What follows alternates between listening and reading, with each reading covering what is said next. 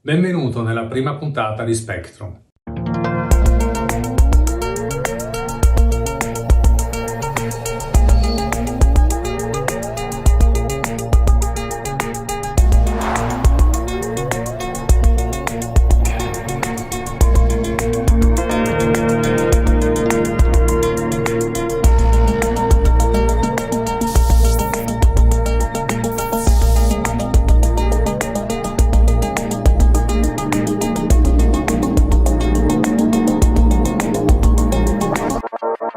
In questa puntata cercheremo di capire come è nato il virus di questa pandemia. È una domanda centrale, perché se non conosciamo l'origine non saremo mai in grado di essere pronti per la prossima pandemia.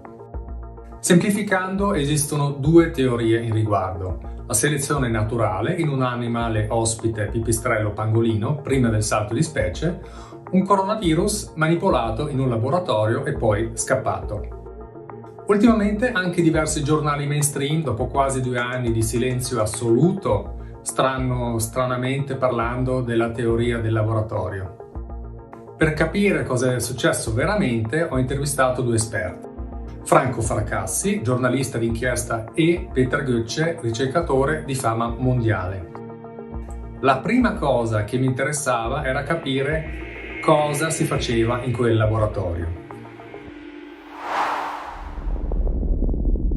Allora, in questo laboratorio di Wuhan si facevano un certo tipo di esperimenti, si chiamano esperimenti di guadagno di funzione. Okay.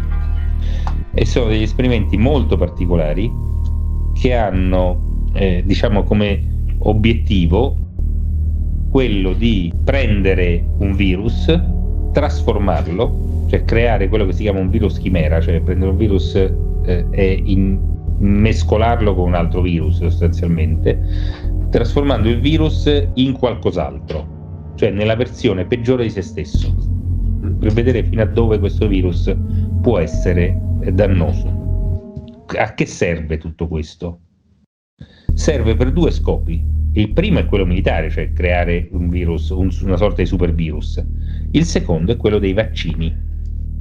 Cioè questo tipo di esperimenti hanno come scopo quello di portare alla produzione di vaccini. Quindi a Wuhan si faceva questo. E chi è che stava lavorando a queste cose? Non era solo lo Stato americano. Lì lavorava una fondazione privata statunitense, finanziata in parte da fondi pubblici, perché dietro questa fondazione, si chiama Eco Health Alliance, c'è la CIA. Quindi immaginate la CIA sempre dentro il laboratorio di Wuhan. Quindi fondi pubblici statunitensi. Quelli che non erano fondi pubblici sono fondi di case farmaceutiche, unicamente, non sono case farmaceutiche qualsiasi, sono solo case farmaceutiche che producono vaccini.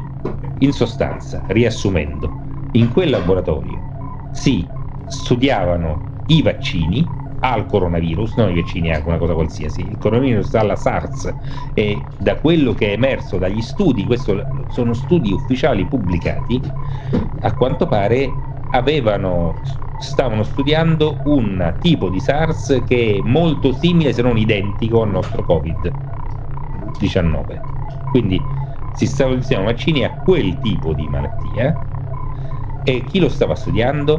Tutte o le case farmaceutiche che hanno prodotto questo vaccino, oppure i finanziatori delle case farmaceutiche che poi hanno prodotto i vaccini che ci sono in circolazione. Diversi esperti avevano subito evidenziato già nel febbraio del 2020 la possibilità del virus scappato dal laboratorio. Tra questi esperti figurava anche Luc Montagnier, premiato con il premio Nobel per la scoperta del virus HIV. Quindi possiamo dire uno che di virus ne capisce abbastanza. Ma poi è successo qualcosa di mai visto. È stata fatta la più efficiente guerra preventiva della storia, perché nel gennaio dello scorso anno, quindi quando la pandemia, appunto tutti dicevano, come detto all'inizio di questa intervista, nessuno ne sapeva nulla, siamo rimasti tutti sorpresi, quindi prendiamo per buono quella cosa, tutti sorpresi. nel gennaio dello scorso anno, quindi quando nessuno sapeva nulla, 27 dei scienziati, tra i più illustri scienziati del mondo, hanno scritto una bella lettera il secondo più importante giornale scientifico del mondo, si chiama Lancet, in cui dicevano che il virus che stava arrivando aveva un'origine animale, cioè la catena era del tutto animale, il laboratorio non c'entrava nulla in tutto questo, e che c'era scritto proprio specificatamente: chiunque avesse provato a mettere in dubbio quella teoria sarebbe stato un complottista, c'è proprio scritto così, e non andava preso sul serio. Più avanti anche Peter Götze, scienziato di fama mondiale, ha puntato i riflettori sul problema del possibile incidente di laboratorio. Quindi ho deciso di chiedere la sua opinione sulla possibile origine del virus. E siccome l'Organizzazione Mondiale della Sanità e l'EMA hanno avuto un ruolo centrale in questa pandemia, gli ho fatto anche questa domanda. È un problema se questi enti sono finanziati in gran parte da privati e fondazioni?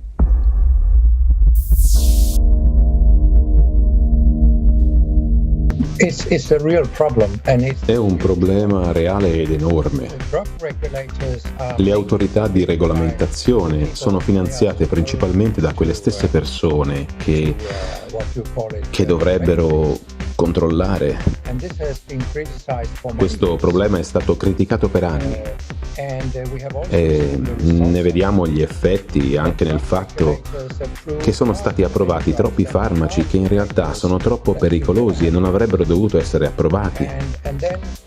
E poi, quando le morti si accumulano, le autorità di regolamentazione impiegano troppo tempo per togliere di nuovo i farmaci dal mercato.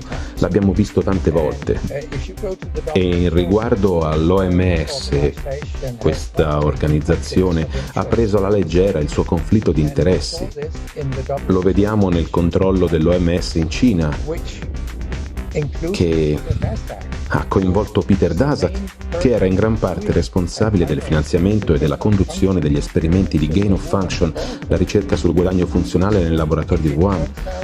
Quindi, se si scopre che il virus è stato davvero sviluppato a Wuhan e ha milioni di persone sulla coscienza, allora avrebbe un vero problema, così come gli istituti sanitari nazionali che hanno finanziato questa ricerca. I governi americano e cinese hanno uno strano interesse comune nell'impedire che la verità venga fuori.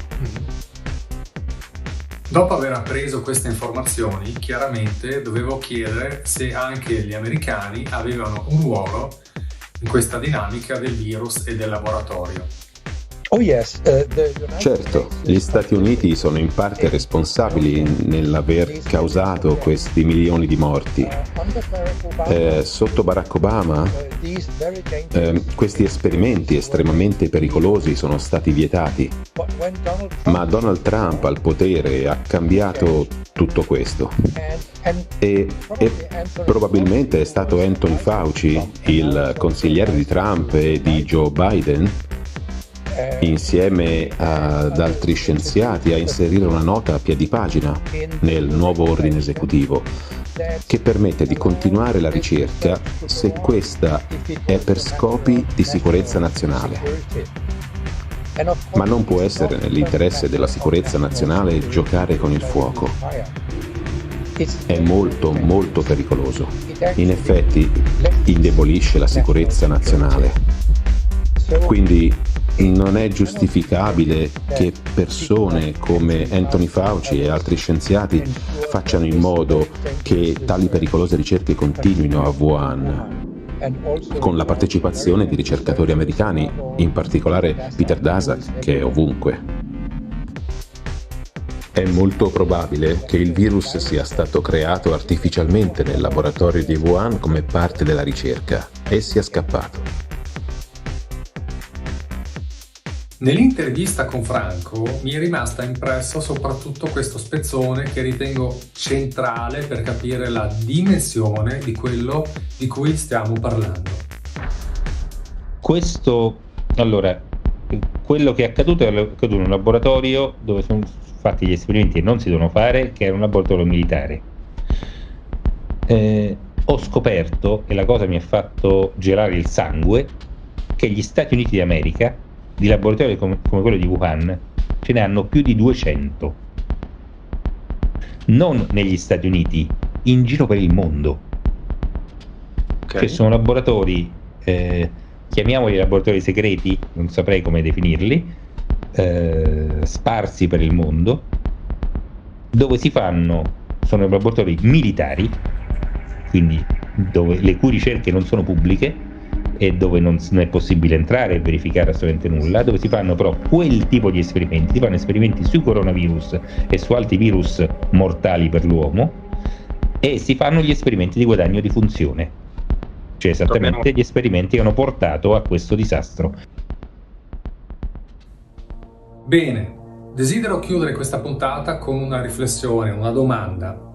Ma se gli enti regolatori che dovrebbero controllare non sono indipendenti e al momento non sappiamo neanche come è nato il virus, ma come possiamo fidarci di chi gestisce la pandemia?